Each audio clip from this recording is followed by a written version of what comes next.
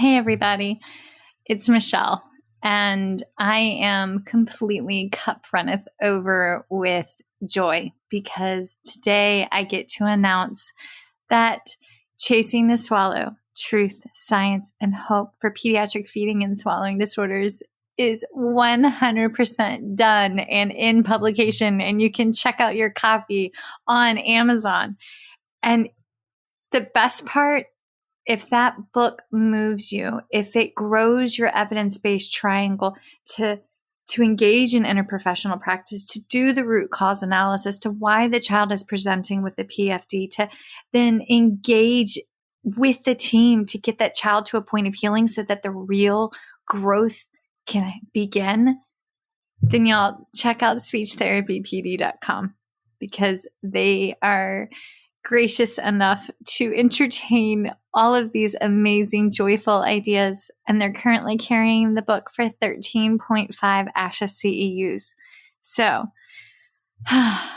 thank you for being a part of the First Bite journey that led to Chasing the Swallow. And be sure to check out speechtherapypd.com for the 13.5 ASHA CEUs that accompany it. Happy learning.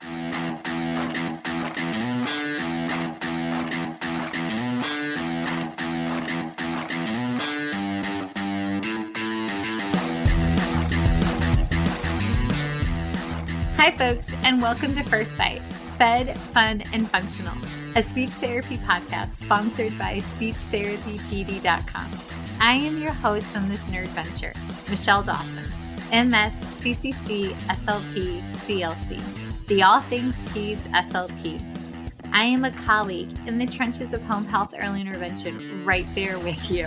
I run my own private practice, Heartwood Speech Therapy, here in Coletown, South Carolina, and I guest lecture nationwide on best practices for early intervention for the medically complex and fragile child. First Bite's mission is short and sweet, to bring light, hope, knowledge, and joy to the pediatric clinician, parent, or advocate. By way of a nerdy conversation, so there's plenty of laughter too. In this podcast, we cover everything from AAC to breastfeeding, ethics on how to run a private practice, pediatric dysphagia to clinical supervision, and all other topics in the world of pediatric speech pathology. Our goal is to bring evidence-based practice straight to you by interviewing subject matter experts. To break down the communication barriers so that we can access the knowledge of their fields. Or, as a close friend says, to build the bridge. By bringing other professionals and experts in our field together, we hope to spark advocacy, joy, and passion for continuing to grow and advance care for our little ones. Every fourth episode, I join in. I'm Erin Forward, MSP, CCC-SLP, the Yankee by way of Rochester, New York transplant who actually inspired this journey. I bring a different perspective, that of a newish clinician with experience in early intervention, pediatric acute care, and nonprofit pediatric outpatient settings. So sit back, relax, and watch out for all our squirrels and enjoy this geeky gig brought to you by speechtherapypd.com.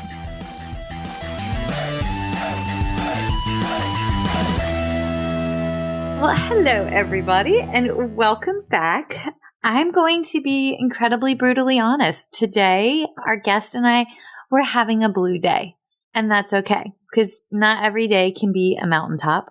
Some days are a valley.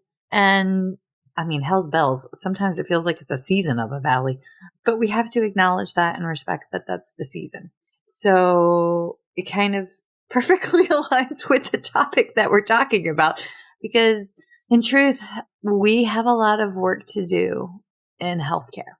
And so that's what we're doing. Y'all, I am absolutely elated that our guest today is Renee Garrett, MSEd CCC-SLP. Y'all may know Renee from episode 155, The Ethics of Evolving Your Scope of Practice. Also, Renee's just like a powerhouse in her own right. Like she is past president of the Speech Hearing Association of Virginia. She has her certified brain injury specialist certification, which is a beast of an undertaking.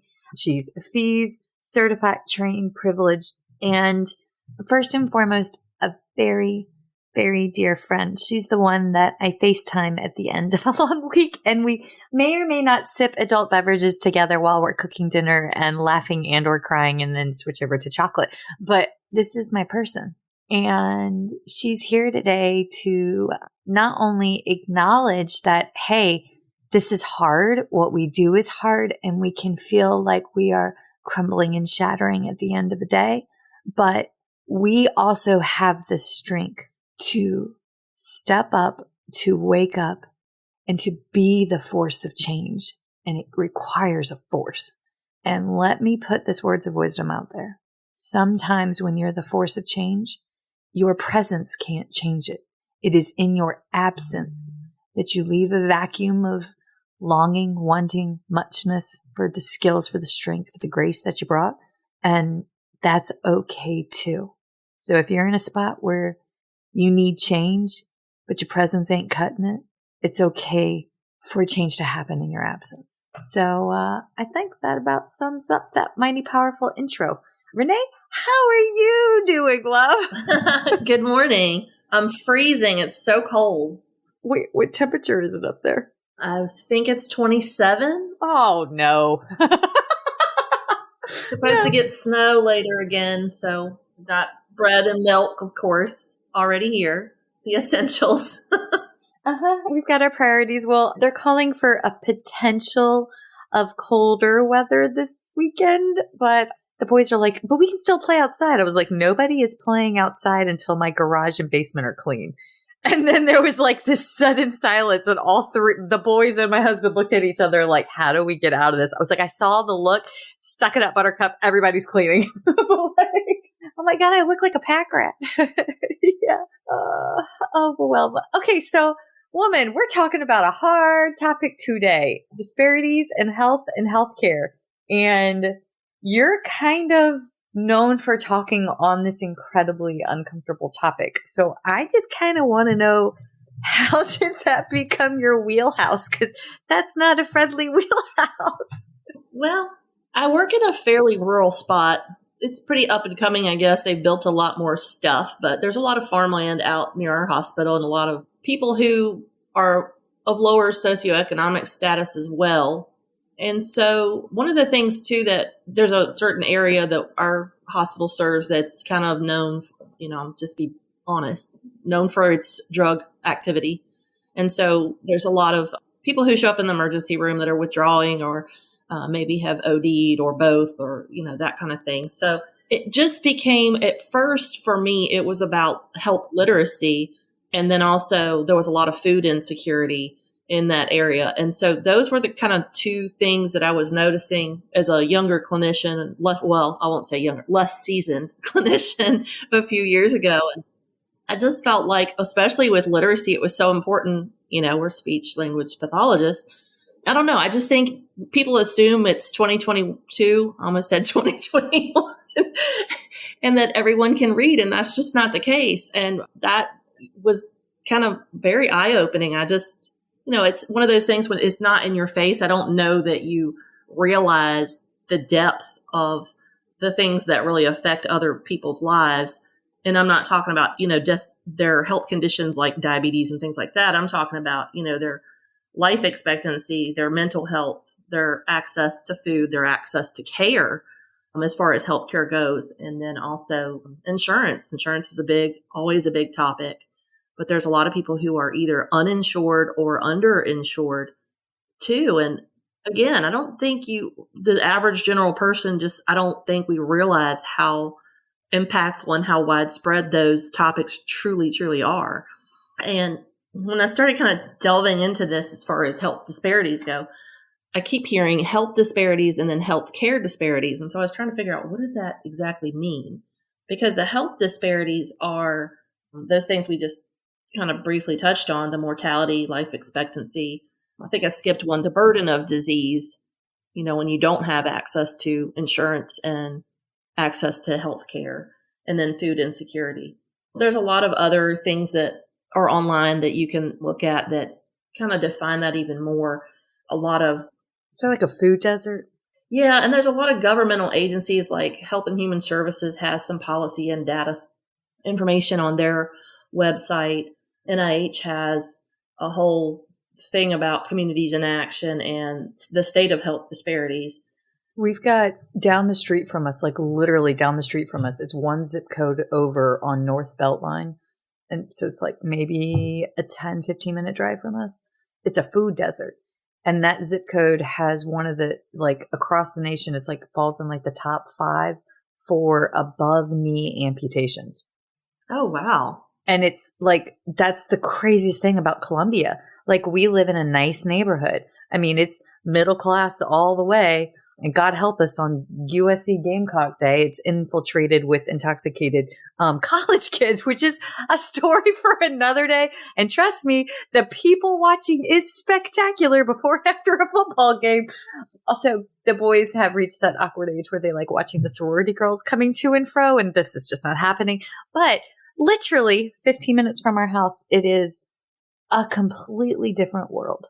Yeah, and I'm about 20 minutes from our hospital. And talking about the food desert, one of the things that happened during COVID, you know how the schools have those federal cards that you fill out every year, and you're like, oh my gosh, rolling your eyes, why do I have to do this? And it's like you live on a military base or you don't. And I don't remember the questions because obviously my kids are grown now and I haven't had to fill one out. But the reason behind that federal card was for federal funding, which I think most of us know that. But one of the things that happened during COVID here was when they shut the schools down, a lot of those schools in this area have free or reduced lunch for kids, and a lot of them have free breakfast. So they were forced to, they had some of the food items already because the school shutdown happened pretty abruptly. And so what they did was prepare the food and say, if you are a student at this school, come get the food. We don't care if you already have, you know what I mean? Like, you don't have to be in the free or reduced program. We have to use this food. And what people didn't understand was they were saying, oh, well, I don't feel right about doing that. But guess what happens? If they don't use what they have, and again, unprecedented times, they lose it. And that's kind of the reason behind that federal card and some of these other programs is if you're not using it and you look at health literacy, if you're the caregiver or the parent of this child who needs it, but you don't understand how to fill these forms out, and you don't have someone who can do that for you, again, I don't think that's not something that's forefront in my mind in 2022 that would be the case. But yet here we are because it is the case. And so that's to me, it sounds like a really basic, simple thing to enroll in if it's something that you need. But then you look at the federal funding and how that's been cut because of some lack of knowledge about how to apply for the programs and things like that. So when you're looking at healthcare disparities, I think it was Institute of Medicine said, it's the differences in the quality of care that are not access related. It's not clinical needs, preferences, or the appropriateness of the intervention. So it's just the difference in the quality of the healthcare that you get. And I think that's more widespread than what we think it is, because it sounds like just healthcare, like going to the pediatrician or going to the specialist if you have heart disease or something like that.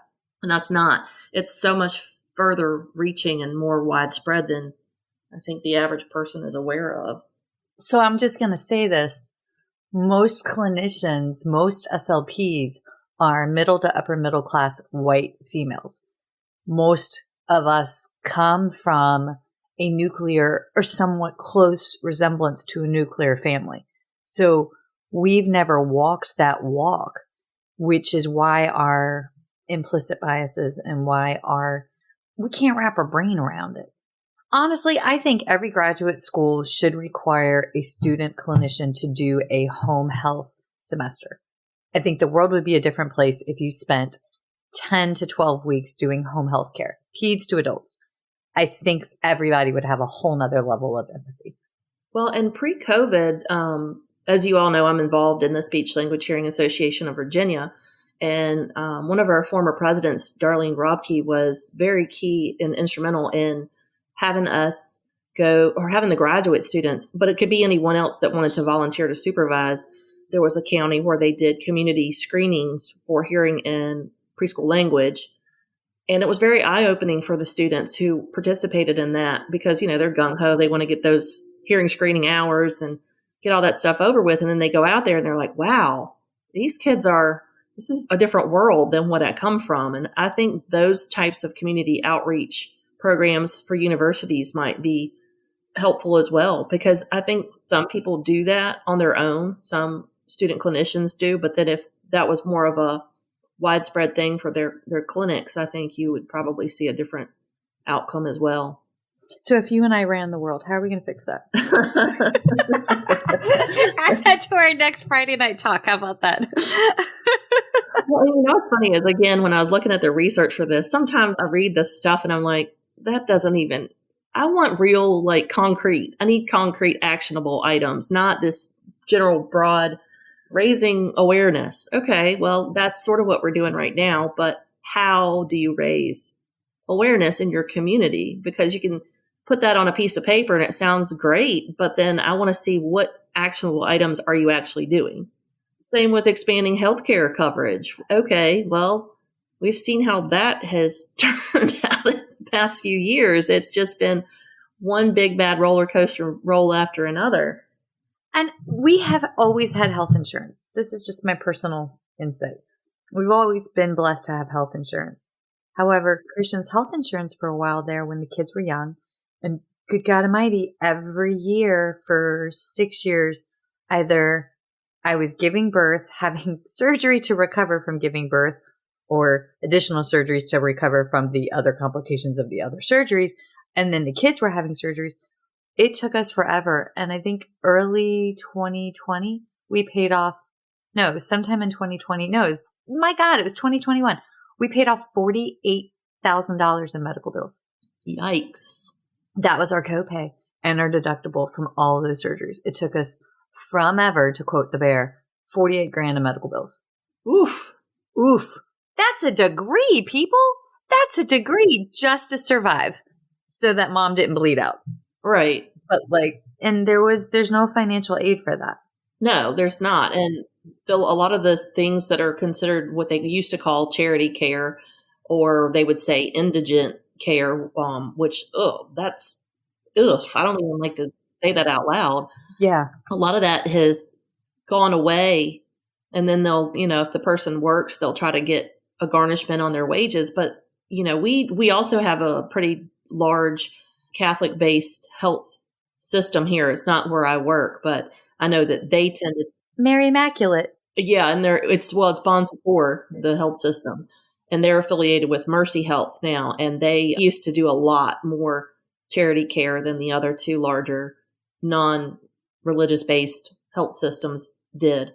But, when it says something like improving the number of providers in underserved communities, again, how are you doing that? Because you can provide have a provider sent there, but that's not going to guarantee they get a job. I know for us, when I was carrying a caseload of 25 by myself, I could have used some help. Can you hire someone? I mean, it's a whole position. And I know it's different for the physicians, but when we're talking about providers, we're not just talking about physicians. But to create positions within the health system takes forever. You've got to prove that there's a need. You've got to figure out the funding for the salary and all this other red tape nonsense that takes forever. So how are you going to improve the number of providers in underserved communities? Because those underserved communities are typically what? Smaller, less financial income median income, less funding for that community as far as, the community services and things like that. So how is that going to happen? Because again, the addressing has been done as far as these are the things that we need to address, but then how is it being done? The actionable items. Right. And that's the part I'm having a hard time finding. What are we doing? Why is it that community education for things like stroke and brain injury and even PFD in your world? I said PFD to somebody the other day, and they were and it was a speech pathologist who serves pediatrics, and they were looking at me like I had 4 horns coming out of my eyeball. I'm like, pediatric brain disorder? What? You treat this and you don't know what it's called? My favorite is when people are like, yeah, the PDF. And I'm like, the attachment to the email? Like, hold on. Let me clarify your acronyms here. Actually, I do have a good idea for a PDF on PFD. And when I said it like that, Christian, he knows it's a pet peeve. He's like, are you sure it's not a PFD on a PDF? I was like, shut up.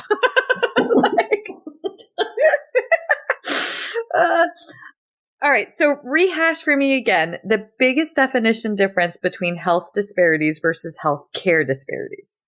So the health disparities are the actual things, the actual factors. So the mortality, the life expectancy, mental health, insurance, lack of access to care, food insecurity, or we could call it food security if we want to keep it positive, and then also the burden of disease. So it's the things, the stuff, the meat and potatoes, the details. And then the health care disparities is differences in the quality of health care you receive that aren't related to clinical need or access. I don't know that it's really important to know that. I felt like it was when I first started looking at all this, and then I started looking at all the other things about how these agencies have identified what the disparities are. They've identified it down to race and ethnic health. They, talk about life expectancy for Black men and women is shorter by 3 to 4 years and 6 or 7 years shorter than Hispanic adults, or infant mortality rates. That's another one that they've identified, obesity rates and high blood pressure, which brings me back to stroke, because why is the community not educated on the risk factors for stroke? Because we have those things that are modifiable, the things we can change. You can't change your genetics. You can't change your gender. You can't change, what you're born with, what your parents and grandparents and what their disease processes were that may be something that you inherit. You can't change those things. But what you can change is that, those healthcare things like high blood pressure, diabetes, some of the things that are preventable. But only if you're educated to know how to go and do that and have the financial means to do it. So yes, but no, I see the frustration. Yes. Because community education is so lacking. It's so lacking. When I first became a speech pathologist, we had stroke support groups. We had aphasia support groups. We had a TBI workshop where TBI survivors could come and not only mingle, but maybe work on a job skill or work on a coping strategy or something. And it was all volunteer driven.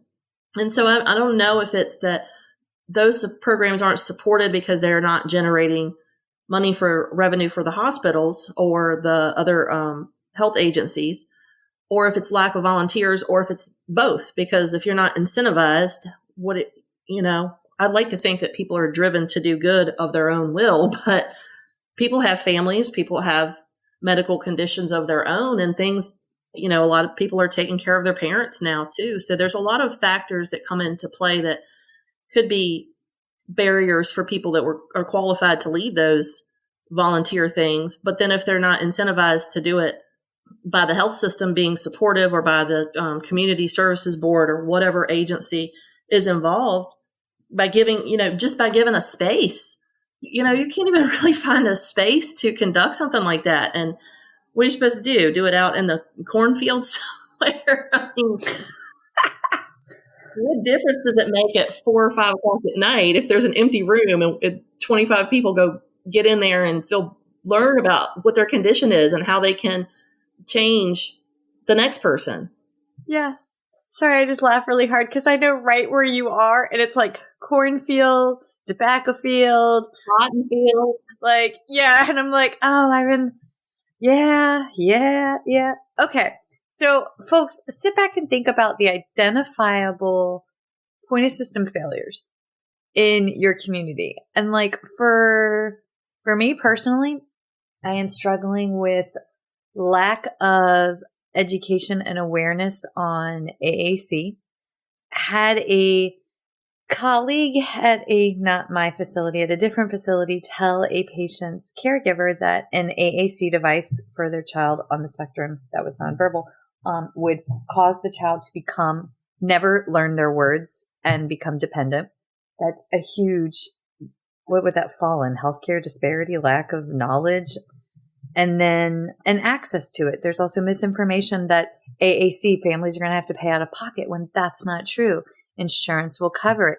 And most states have supports. Like here in South Carolina, we have South Carolina Amplify Life that will in the event that somebody has a private insurance and their private insurance denies it, which I have seen happen, South Carolina Amplify Life will cover the cost, right? So there's built-in supports there. Right. And well, most of the AAC companies also have a person or team that provides support for those insurance-driven questions and how to navigate those forms and filing and appeals. It's been a week, y'all. I'm just happy I have words. Right before we went to record, and we were like, all right, we've prepared the basics. Everybody has a bra. Check. Everybody has poop. Check. Middle-aged women problems. But like, dude, sometimes brush your teeth, refilled a cup of coffee, spilled a cup of coffee. This is why I wear black. So much black. There's always coffee on me. But like, we're joking because, I mean, when you're talking about a heavy topic, sometimes throwing a little joy in there really does help. But like AAC, there's supports for this. Now, another one for me is simply the lack of awareness of a disease or a disorder. And I'm sure you have a counterpart in the adults world, but for me, PFD is not a PDF, pediatric feeding disorder. And then trying to explain to physicians that this is truly a new diagnosis when we just got the identifiable codes in October. Like we desperately need to be reaching out to them at their state association conferences and going to the mountain and sharing it, right? Yeah. And in Virginia, a few years back when I was becoming a speech pathologist, I think I was in graduate school when this really kind of took off, was the fiber optic endoscopic evaluation, fees of swallowing. And we were trying to get regulations because the otolaryngologists and ENT community really didn't want us scoping patients. They felt like it was taken away from their skill set. And there was a lot of other things that came about. And I know in some states, people will do like nasal spray decongestants. They'll do like a lidocaine spray. We're not allowed to administer medication here. That is stipulated in our fees regulations. So we can't do any of those things. But then the other part of that is I just had someone say, this has been since the new year, so in 2022, oh, well, in Virginia, you have to be in a doctor's office to do fees. And I was like, what? So it's someone who has a private practice without a brick and mortar who says she does mobile fees, but I don't know her well enough to really know. I don't know anyone who's utilized that service here from her.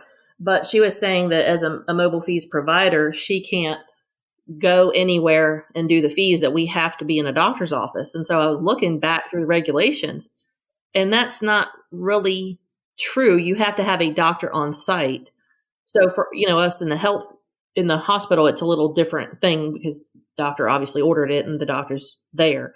So, but what my question was to her was, have you tried to partner? We have some pretty large ENT groups here, pediatric and adult, some very, very reputable folks that are affiliated with the medical college here. And so my question to her was, did you try to affiliate with them? Did you go to their office? Did you try to meet up with them and see if they could maybe have you have a little space if you wanted to scope their patients? Because they send those same patients to me for modified barium swallows as an outpatient all the time. So I don't think most of them are very well, I think the doctors are very well versed in what the fees is and what it does. And I don't think they would be opposed to that. So the answer I got back was, no, I haven't bothered. Oh, ooh. And I was like, wait a second. What do you mean bothered? If you're not going to, again, help educate just because they're a physician doesn't mean that they're aware of what the service is you offer. And if you're not going to advocate for that in such a simple way, the worst thing they're going to say is no, and you're back at the same place you already are. So what difference does it make? The difference makes if they say yes. And then you've got a whole other avenue to educate, them and their staff, but also your patients. And now you have access to the care that may drive the next thing that happens for them. So that's the part I don't like I said, I like to think that people are self-determined and want to do those things, but then I think they get in their own way too much. I mean, that's a simple, even if you didn't want to go to their office, send them an email. What are they going to say? If they say no, then you're right where you are. Then send it to another person. It's going to eventually. This is where you pick yourselves up by the bootstraps, folks. Well, it's also in a bigger way. It's how legislation happens. If you don't reach out to your representative or senator, then okay, well, how are they supposed to know? Yeah, they're getting paid to do a job, but again, you wouldn't be, but the general public would be surprised at how many times we've had Advocacy Day in Virginia, and we go up to our capital in Richmond and talk to legislators who have no clue what speech language pathologists and audiologists scope of practice is, what wide array of services that we both provide. So, again, looking at disparities, lack of education, lack of community education, lack of involvement. So, yeah, bootstraps. Get the bootstraps. So here's a thought. There are, and I'm willing to bet, a significant chunk of you listening that are either in private practice, have your own private practice, and or are burned out and toying with the idea of getting your own private practice. And I can hear like the collective head nodding, yes, yes, yes. Because eventually if you go private practice, you work for someone else long enough that you get frustrated with like how they're running things, and then you just do it your own way. I mean, that's what led me to Amen. Like, yes, right? But like, that's what led me to open my own private practice years ago. And then on the flip side, where I am in my walk, I don't have the bandwidth to chase the dreams that I want right now to actually do all the behind the scenes work to have a private practice. Also, I have found the perfect private practice that is like 75% OTs and like 25% speech pathologists. I've never seen a clinic like this. And like, I have never had my professional cup filled like I am at this time, which is like, that's amazing. Right? It's just, dear God, it is blessed. And I know that. Y'all, there was all. Are they hiring? Are they hiring? Yes. It's in Hartsville, South Carolina. It's quite delightful. It's like, it literally looks like Mayberry. And I found this place called Ruth's Drive-In, and they make a mean grilled tomato cheese sandwich with the appropriate ratio of mayonnaise and salt and pepper. Y'all, if you don't put a sliced tomato, mayo, salt and pepper on your grilled cheese sandwich, I have failed you. I apologize. But like that in and of itself is worth going all the way to like that sleepy little town. But like, it's just, but there we are. But I say all of this because when you go into private practice, you eventually have to generate your own referral source ethically, right? How many times do you get a script that says eval and treat this, or you get like piecemeal medical records or zero medical records? That's a disparity. If you get a script that's incomplete, that doesn't meet the patient's needs, that does the patient a disadvantage. But if you see that you're only getting limited and I will put this out there because I work in the South, I'm getting biased reports back from the physician. If I have a white male that's 2 and I'm getting full medical records from one practice, but I have a black male that's 4 and I'm getting scant to nothing, I go deep, dark, scary places.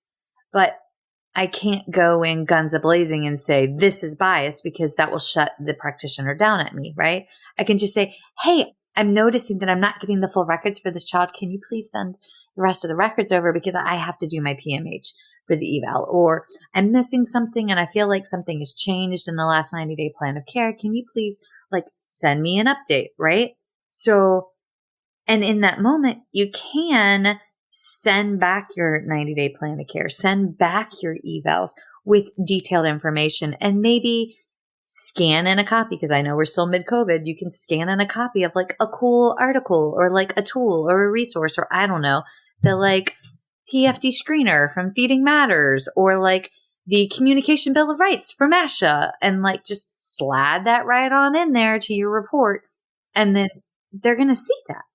And if you're not comfortable in because there are introverted SLPs, if you're not comfortable in public speaking, that's still a polite way to build a bridge, to educate, and to inform. And I mean, these are actionable items that we can work to address bias, neglect, and disparities.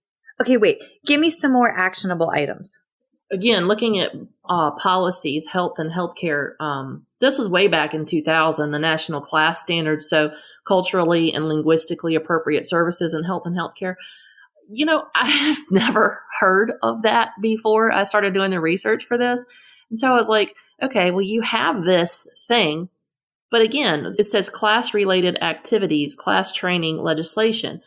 So all this health policy stuff is great in theory because it's, again, it identifies and it tells you what the problem is. It gives you the statistics that I think are still appropriate because we need to have that in our face. But one of the things I found that I thought was actually helpful was the American Academy of Family Physicians organization has a whole book, and it's free online. It's like 25-ish pages, I think. And it's about training for implicit bias. So to talk about... Wait, what is that again? Say that again. American Academy of Family Physicians, and it's an implicit bias training guide. So it's cool because they have activities in there so that it's like self-evaluation kind of things. It gives you the knowledge of, kind of walks you through the physician's medical training and the lacks of the gaps, the lack of things that they need to know that are, you know, you need to know anatomy and you need to know how to treat a medical condition, but that's great. But it's sort of like when we go through getting our C's and our CF year, we've done all these clinical hours in these different settings. And we like to think we've done all this academic work that really prepares us. And a lot of the things we truly need to know, we don't know until we do the OJT, the on-the-job training. OJT, on-the-job training. Love it. Okay.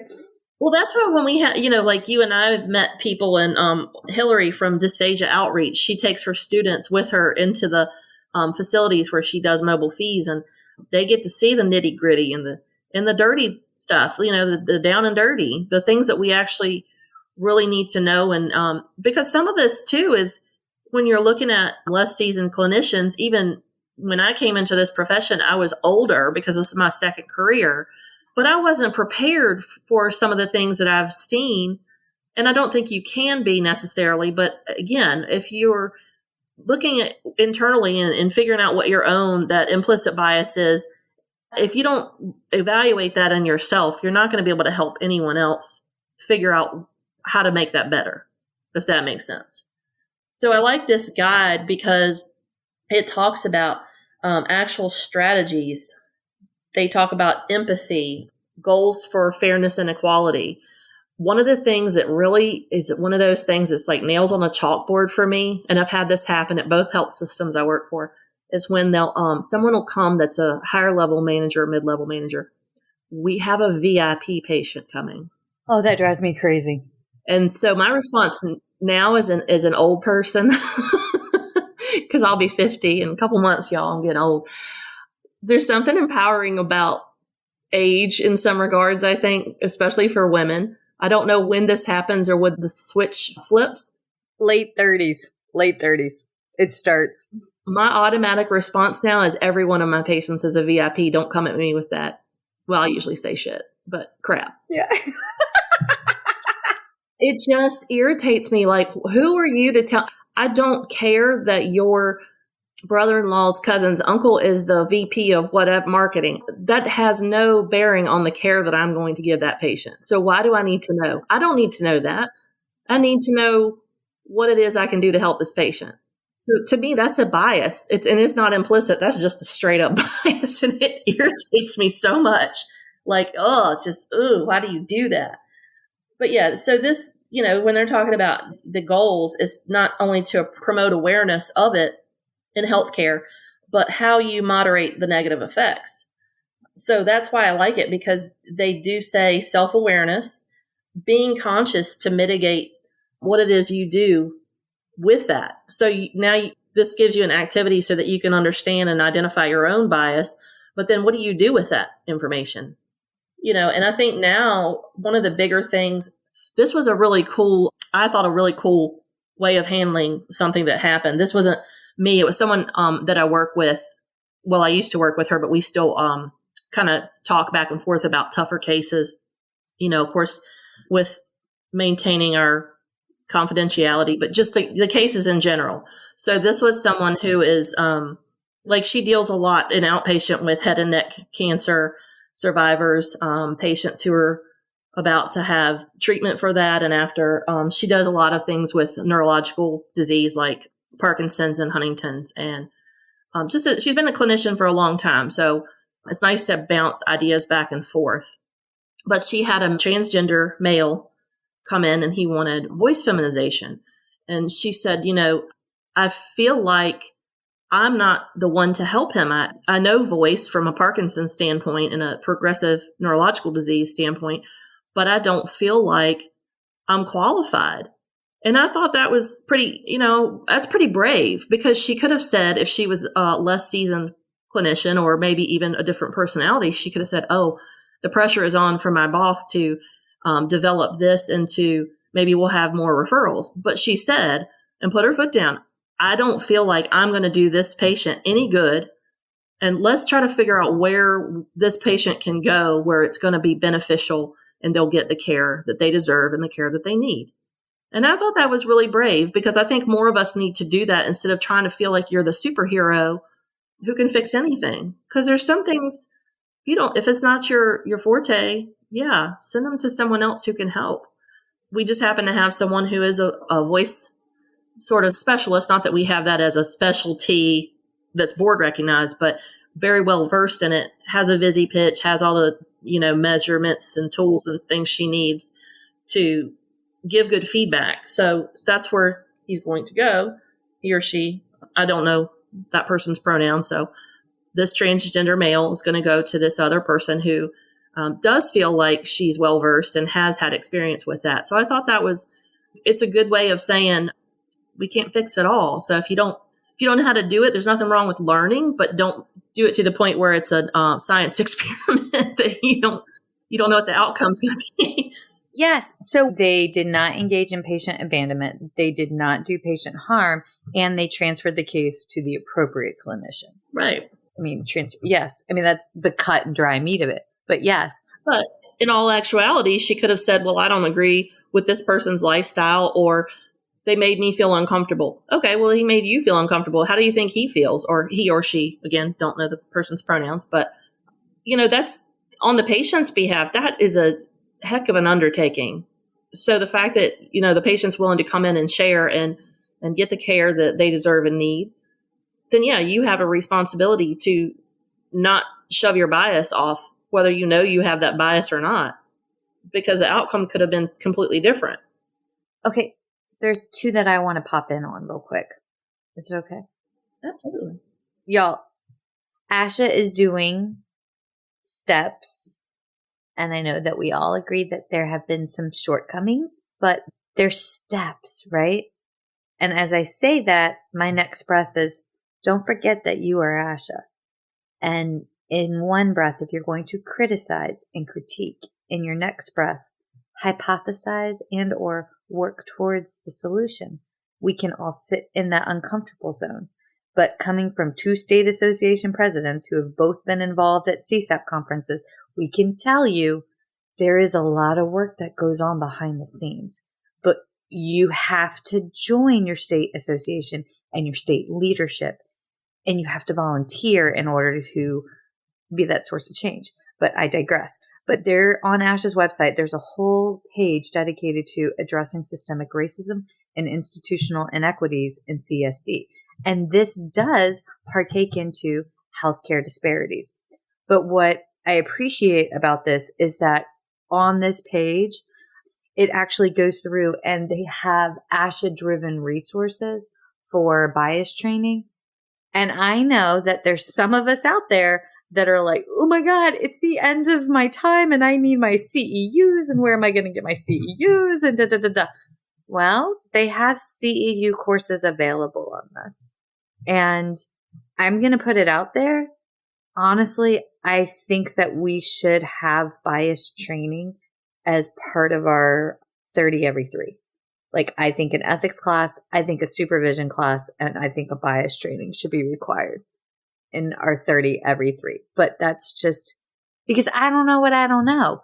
And good God Almighty, how am I going to learn it if it's not a here's an opportunity kind of thing, you know? Here's an opportunity. So Harvard University started something called Project Implicit, and it's a long-term research. Oh, I haven't heard of this. Yeah, it's a long-term research project. And so what they have is a lot of free publicly available computer-based exercises. So again, when we're talking about clinicians, we're talking about people who have access to the internet and access to computer systems. So it's not like we're talking about, this isn't necessarily community-driven education. This is for providers. All healthcare providers, not just us. Right. So they have an implicit association test that you can take. What it does is looks at your automatic associations that you have of the concepts on that quiz. So they look at time and latency of the responses as well. That's part of the measure. But it identifies, they have a whole bunch of them. So like one about weight. We have a bariatric surgery center now at our hospital that's recently opened, and we all had to go through the bariatric sensitivity training. And for me, I was like, okay, this is really, it seemed kind of, when I thought about it, I was like, this is dumb, like stop. But then when I was doing the training, I was like, would someone really say that? Like, oh, you weigh 600 pounds, I can't help you. And I was just like, would you really say that? I wouldn't, but I'm sure, again, there are people. This is a big wide world of sports here, folks. And there are people who probably would do that. But I'm pretty sure my ex-husband would fall in that category. I mean, that would have been one of the more polite things the man said. But one of the things that I think is a little bit unique about this is they don't say color, they say skin tone. And I thought, okay. So I kind of want to go on and take these just so that I can be more familiar with it, because I just learned about this too in the last couple of days. And I haven't really been able to get on there and do that because I was doing some other things. But disability is on there, genders in careers and gender in science. And then also weapons. That would be an interesting one. That's a trigger point in our household. Someone has asked me to look at some of the ways that our adult world things have changed as far as standardized testing. And the one that pops into my mind immediately was the Western aphasia battery, and how the little box of objects used to have a gun and a cigarette and matches. Wait, is it the BASA, the Boston Aphasia? The BDAE, Boston Diagnostic Aphasia? No, there was one, I think it was the BASA. Somebody out there screaming this, that they had. Oh, the Boston Naming Test has the news. It was something, it was created in the 80s. I found it in our clinic at the FMU clinic. And I mean, we all inherited it, right? Like, we didn't order these assessments originally. And when I was going through the assessment, it had, and again, it was normed in the 80s. I'm from the 80s, closing in on 40 years here. It gave points if they were able to name the Nazi symbols, and if they couldn't name them, if they gave hand gestures associated with it. And I yanked that son of a gun off the shelf, marched Micah, took us right up the stairs, and was like, this is not okay in our clinic. Oh, wow. I don't even know that I know of that. I think it was somebody out there like screaming it, but it was an aphasia test from like the 80s that like it originally made in the 80s, but it was just, I don't remember why. I was going through all of the tests looking for something. And so we yanked it. It's not in the university clinic anymore. But even in your testing materials, what are the bias? Like how I'm slamming my hands down on like the table because this gets me rolling. What are the biases in the test? Also, just the freaking tests themselves that we pull off the shelves. Like the PLS-5 was normed for children that had typical language mild and severe. When they normed it, they didn't norm it on a child with a moderate language delay. So it elevated all the standardized scores up one standard deviation. Not to mention that it was normed on a predominantly upper to middle class white male population. So what about our children from the Southwest from lower incomes? What about the children that come from reservations that don't have this exposure or don't have this semantic word knowledge? They don't stand a chance on these freaking tests. So y'all, Oh, yeah. Appalachia, the same thing. Yeah. yes, exactly. Which is why when we go to, God, this gets me angry. This is why when we go to do a assessment, you're not just, when you're really giving a child a diagnosis, remember the pathologist part. When you're saying a child has a speech language impairment, a speech language disorder, you need to do this more than just one standardized assessment. You have to get a language sample. You have to like deep dive, walk with the family, walk with the physicians, walk with the caregivers. Give me the full PMH. Rawr. Okay. Wow.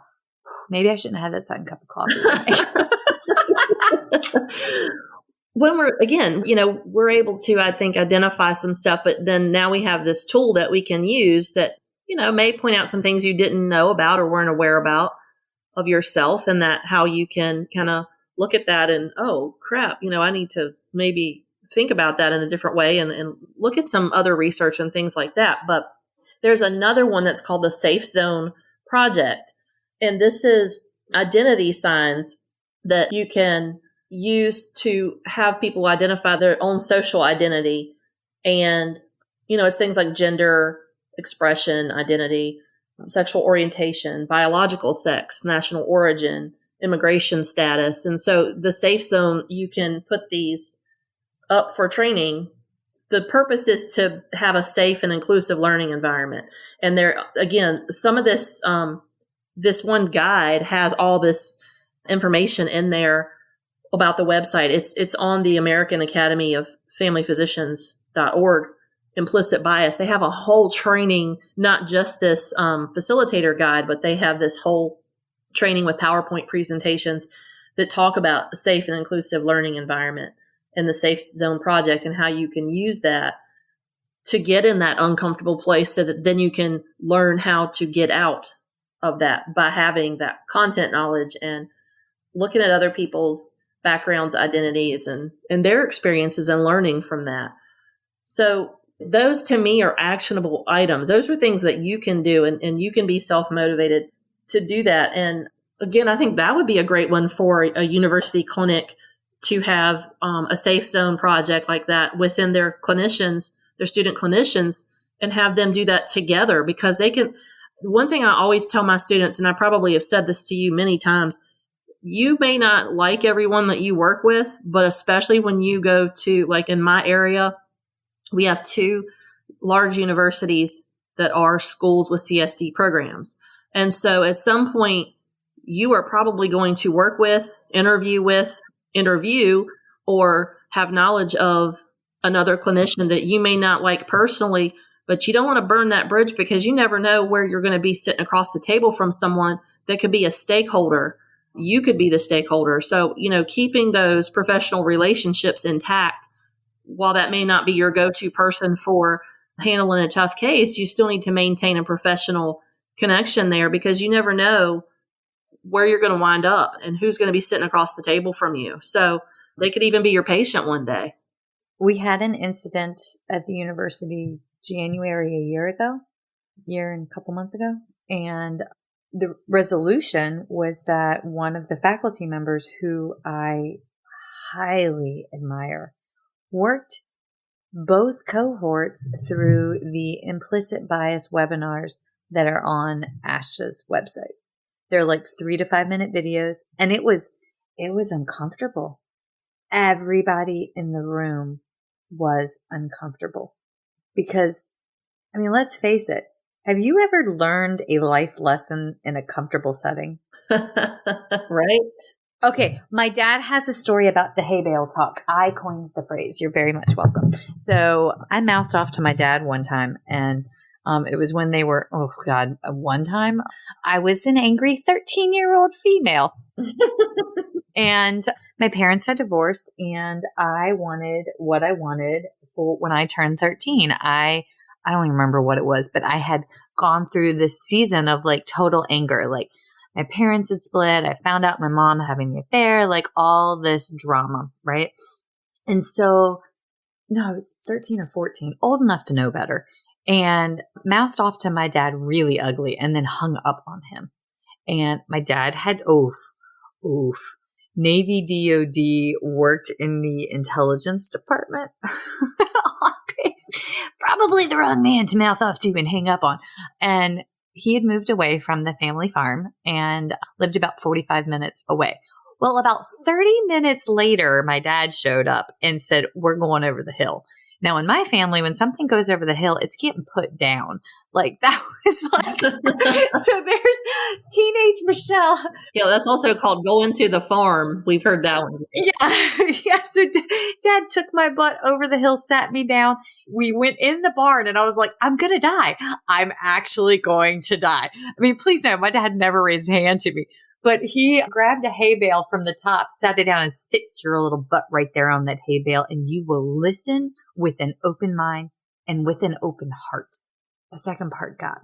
And in that moment, I realized, one, the gravity, the error of my ways, but two, also that it wasn't just me going through a season of anger and hurt. It's like literally my entire family. But tell that to a 13 or 14-year-old girl, right? Like, you're self-centered versus world-centered at that stage in your development. And it was at that moment of total uncomfortableness. I think that's a word that we're calling that a word in this moment. It is now. Yes, it is now. But like, holy crap, my world grew. I grew. It's okay to be uncomfortable when you're learning. That's okay. Embrace the uncomfortable. Sit in the uncomfortable is what Dr. Burns would, I love when she says that. Remember, it's okay to be uncomfortable, but we're learning. And then you wake up and you do better the next day. Yeah. And some of that is also social conditioning. Like you said, most of us are middle or upper middle class as clinicians and professionals. And that social conditioning that you're not really an active participant. It's just how you live. It's your life. But you have to understand that other people's social conditioning is not the same thing. And, we've got that little part of our brain, the amygdala, the fight or flight, that comes into play. Because, when you're uncomfortable, what do you want to do? And this is one of those things I learned from yoga, which sounds like counterintuitive. But when you do a Zen yoga where you're doing a lot of holding poses and a lot of stretching uncomfortable places, like the top of your feet or the bottom of your feet, it gets uncomfortable. What do you want to do? You want to stop. And I know that sounds really kind of silly, but it's just an example of do that. Put your weight on, like sit like on your knees, like kneeling, put your butt down on your heels and kind of press up on your feet, and the tops of your feet get so freaking uncomfortable because we don't stretch that part of our body. So it's sort of the same thing, the fight or flight, because now when you've identified these biases, you become uncomfortable because you're like, oh crap, did I do that? Did I actively do that? Or was this socially conditioned? And it's understanding that and identifying that so that you can move forward. And part of that is not just, now I think we've done a really good job of saying, okay, the awareness is there for governmental and community agencies. The awareness is becoming more prevalent for us as healthcare providers and clinicians. How do we mitigate that? Which is kind of what we were talking about today. And then, kind of checking in with yourself, get in that uncomfortable place, see what you can educate yourself on to change, if that's a change you need to make, or if it's something that you can even maybe say to someone else that you feel comfortable with. Because sometimes talking it out with somebody that you trust and say, I took this, sounds so silly, but I took this quiz. But it's an area that you can, really expand on. No, we all take the Enneagram quizzes. We all take the personality quizzes.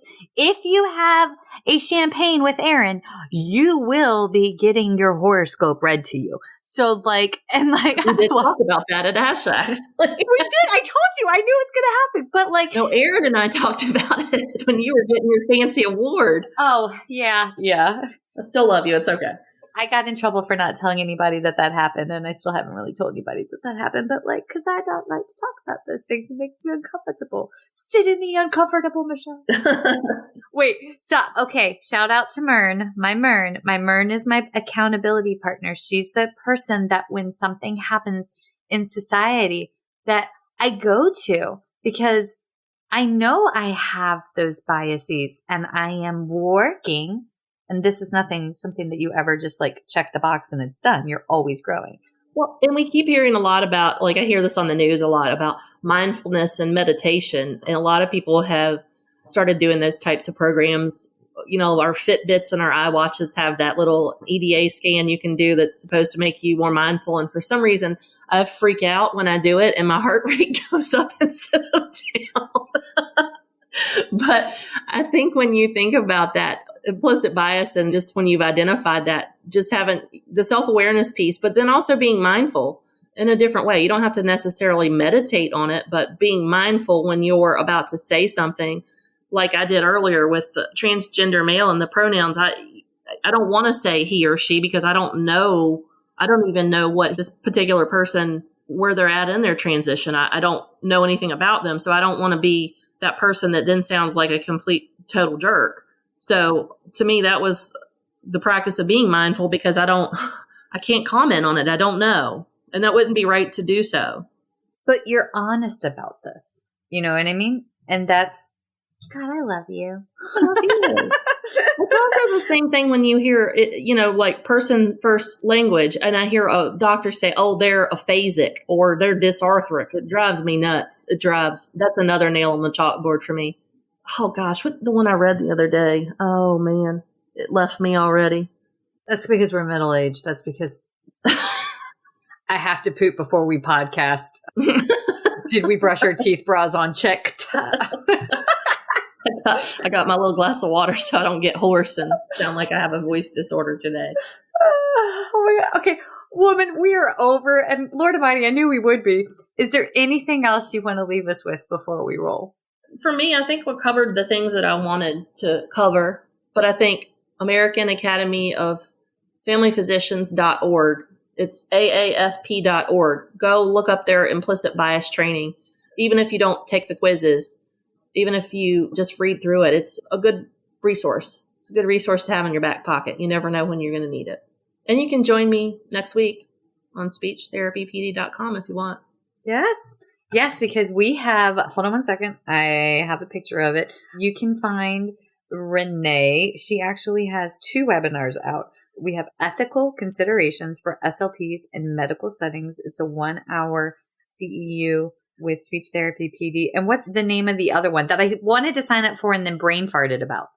Oh, gosh. You want the official title? Just the gist of it.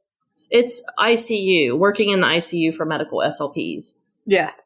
And that's a 2-hour class? That was a 2-hour, yes. That was a 2-hour class, yes. So, and then don't forget, she was also in episode 155. Let me double check myself. You can check this out. Episode 155, The Ethics of Evolving Your Scope of Practice. Perfect. And there's more to come because Renee has a passion and a wealth of knowledge to share. So stay tuned. But if you can't remember the names of the titles, if you just go on the website and just search Renee Garrett, they all pop up. Renee, thank you for coming on, lady.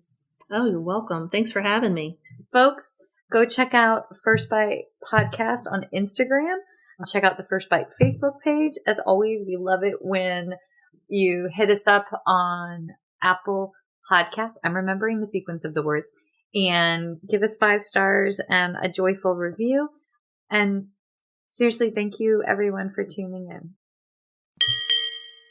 Feeding Matters guides system-wide changes by uniting caregivers, professionals, and community partners under the Pediatric Feeding Disorder Alliance. So what is this alliance? The Alliance is an open access collaborative community focused on achieving strategic goals within 3 focus areas: education, advocacy, and research. So who is the Alliance? It's you. The Alliance is open to any person passionate about improving care for children with a pediatric feeding disorder. To date, 187 professionals, caregivers, and partners have joined the Alliance. You can join today by visiting the Feeding Matters website at www.feedingmatters.org. Click on PFD Alliance tab and sign up today. Change is possible when we work together. That's a wrap, folks. Once again, thank you for listening to First Bite, fed, fun, and functional. I'm your humble but yet sassy host, Michelle Dawson, the All Things Peds SLP. This podcast is part of a course offered for continuing education through speechtherapypd.com. Please check out the website if you'd like to learn more about CEU opportunities for this episode, as well as the ones that are archived. And as always, remember, feed your mind, feed your soul, be kind, and feed those babies.